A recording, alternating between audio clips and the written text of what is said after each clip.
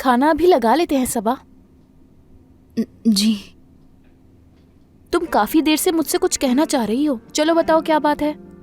वो अमीने आपा, क्या मुझे कल छुट्टी मिल सकती है? अम्मी ने बुलाया है मुझे। अरे तुम क्या ये बात सोच के परेशान हो रही थी? मैं जानती हूँ तुम काम से जी नहीं चुराती, चली जाना कल। आपका बहुत शुक्रिया अमीने आपा, मैं सुबह आपके साथ नाश्ते पर हेल्प करवा कर जाऊंगी। इसकी जरूरत नहीं है, तुम फिक्र मत करो, मैं खुद कर लूंगी।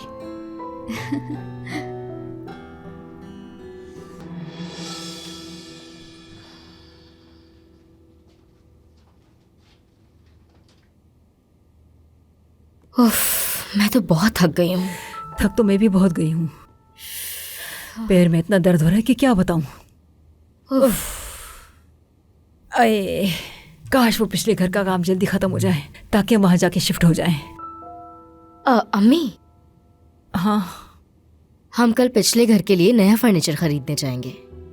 क्या वाकई में? जी, करीम ने कहा है कि अच्छा रहेगा तुम लोगों के लिए।